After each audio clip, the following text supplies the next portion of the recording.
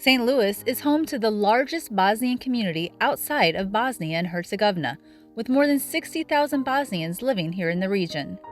Most immigrated here as refugees from the Bosnian War and genocide, and their stories are being preserved thanks to the Center for Bosnian Studies. The center recently celebrated its official opening at Fontbonne University on a very special day. My name is Adna Karameh-Oates. On behalf of the Center for Bosnian Studies, I want to thank you all for being here this evening and welcome you to the Center for Bosnian Studies official opening. 30 years ago today, Bosnia and Herzegovina declared its modern independence. 1 year before, Ukraine did the same. So perhaps there is no better moment than today to formally open the Center for Bosnian Studies. The scenes that we're seeing on television in Ukraine resonate profoundly. Refugees fleeing, apartment blocks shelled, the international community deciding what to do or not do. What is happening in Ukraine is current, it is now, it is fresh, just like 1992 to 1995 in Bosnia and Herzegovina. In those chaotic years, lives all over Bosnia changed by the day or even by the hour. Every life was changed.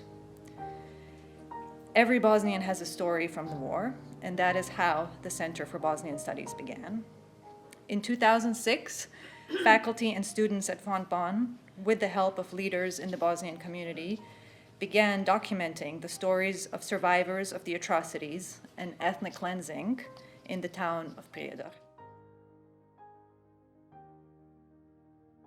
An extraordinarily moving exhibit followed, and momentum grew.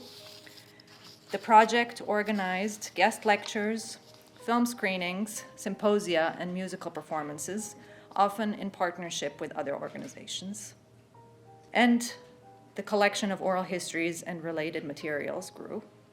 We are grateful to the hundreds of individuals, some of whom are here this evening, who allowed us to record their personal stories and be the caretakers of belongings that form part of the collective history of the Bosnian diaspora.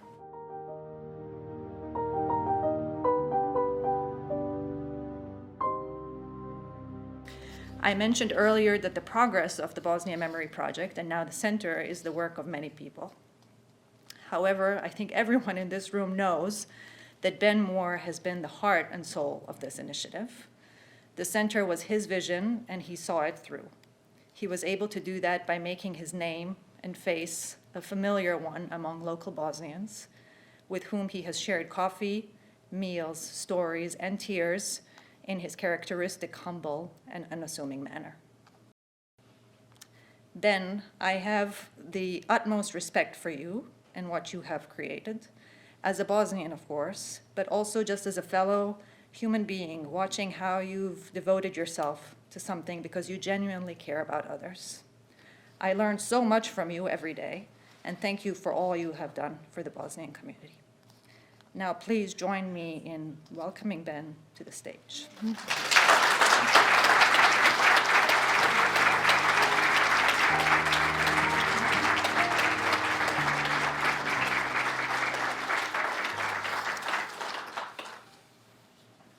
Thank you so much, Adna, and thanks to all of you, because so many of you in this room are such an important part of this endeavor.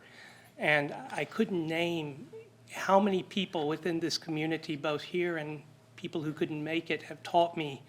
I couldn't name how many people have taught me so much about so many things over the past decade and more, not only about Bosnia and about being Bosnian, but about being human. And for this, I'm deeply grateful. And I want to acknowledge the superb work of Dr. Adna Karameh-Oates and Rebecca Van Niest. Adna is, of course, our director, and Rebecca is, I mentally have called her our genius in residence. She's our archiver, and she has just done so much for the center. They, more than anyone, have transformed the Bosnia Memory Project into a fully fledged Center for Bosnian Studies. And let me also draw your attention to the work of the center that you can't see today.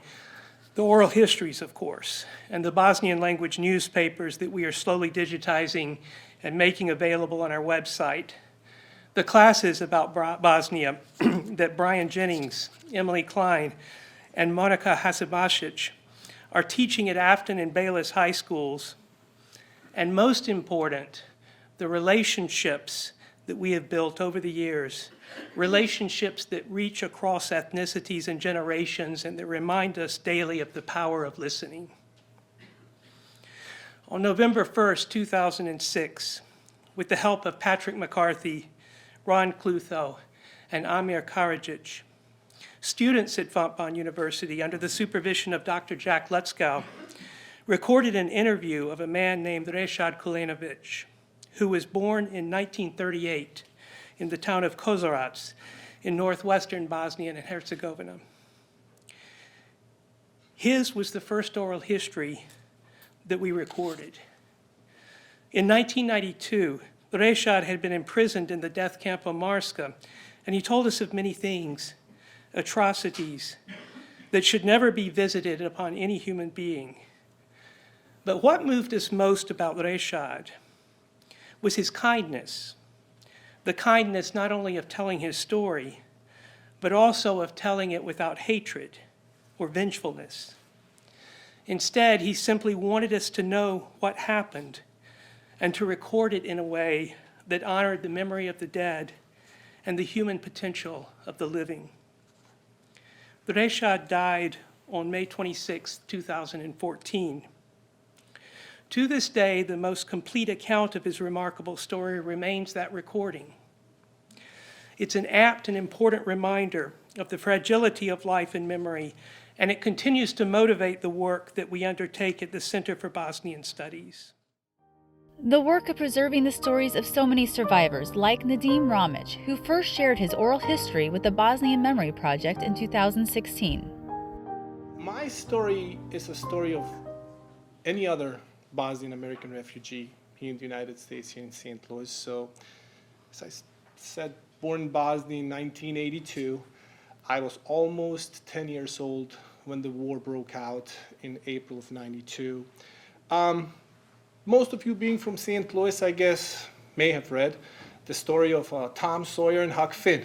Well, that's kind of how my life was before the war broke out. You know, just a carefree existence, you know, just roaming the Drina Valley, swimming, fishing, playing with friends.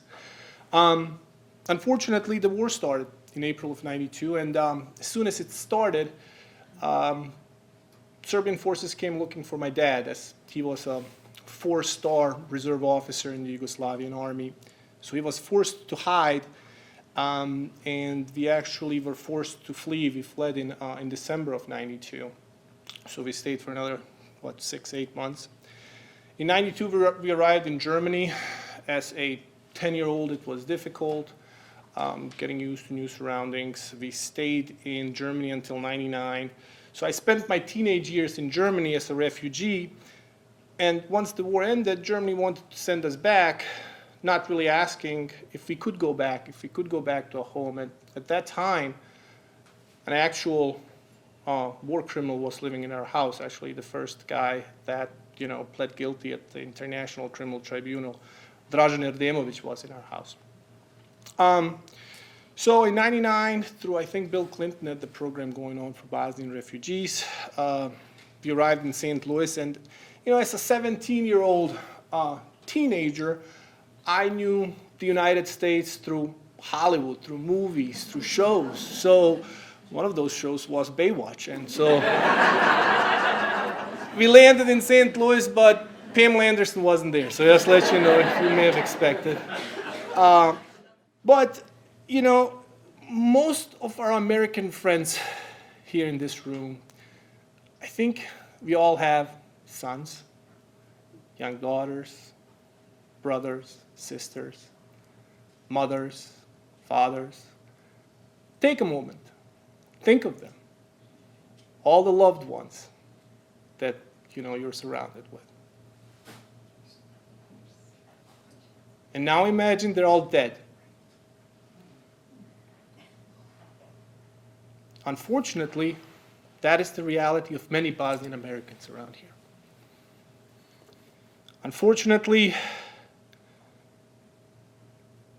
a lot of them were slaughtered because of their religion, because of their ethnic background, because of who they were.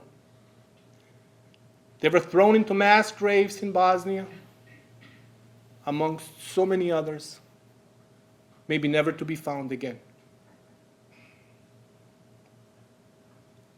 That's the reality.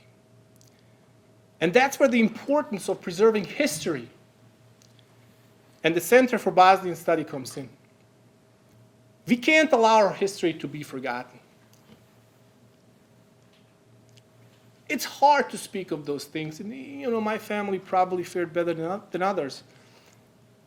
But we owe a duty to those that couldn't speak, that ended up in those mass graves, to tell their story. We owe it to the innocent lives lost in the cities of Bosnia, in Zvornik, Prijedor, Bratunac, Vlasenica, and countless others. We have to preserve their memory, and we also owe it to their children to do so.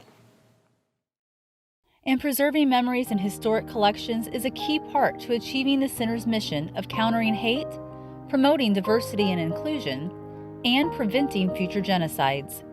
The Center for Bosnian Studies is the country's most significant historical and cultural preservation initiative of the Bosnian War, genocide, and diaspora. The long-term support of Midwest Bank Center has played a key role in growing the project. The bank has a long history of supporting the St. Louis Bosnian community. When Bosnian refugees first immigrated to St. Louis, bank team members helped their new Bosnian neighbors qualify for and secure loans to buy homes and to start and grow businesses. On top of providing decades of financial service, the bank has also over the years supported the Bosnian community in preserving their memories, history, and culture through generously funding the Bosnia Memory Project, and now through primary sponsorship of the Center for Bosnian Studies. The bank recognized the importance of a center that promotes the very values of tolerance and diversity that are embedded in their own operations for a stronger St. Louis.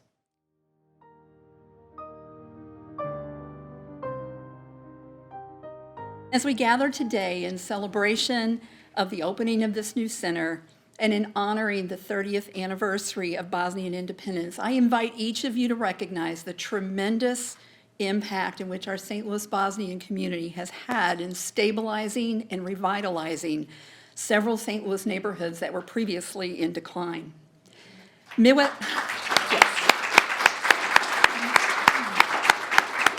Midwest Bank Center has been privileged to be a part of this local success, and we hope that through this partnership, we can continue energizing neighborhoods, empowering businesses, and preserving cultures. Like Midwest Bank Center, the Center for Bosnian Studies acknowledges the realities of our time and strives to empower dynamic and diverse St. Louis communities. And now I'd like to invite back to the stage Dr. Moore and Dr. Kara Mahich-Oates. Dr. Moore, thank you for your work in serving the Bosnian community. And thank you for bringing the Bosnia Memory Project, now the Center for Bosnian Studies, to fruition.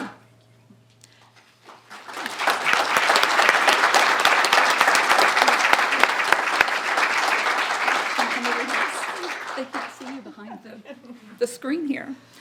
Dr. Kara Mahich-Oates, thank you for serving as the current director of the Center for Bosnian Studies.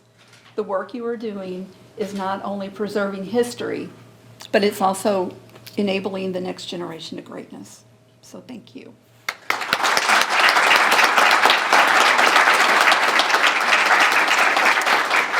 And now on behalf of Midwest Bank Center, I have the privilege to present this plaque to the Center of Bosnian Studies to celebrate and honor our relationship.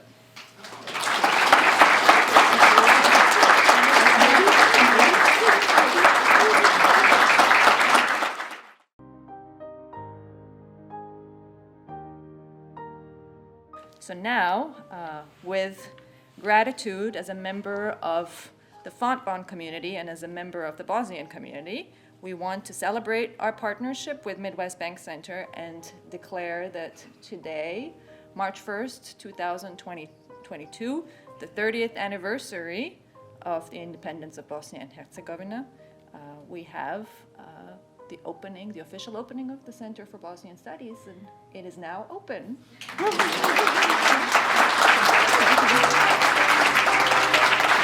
Happy Independence Day, Sretan dan nezavisnosti.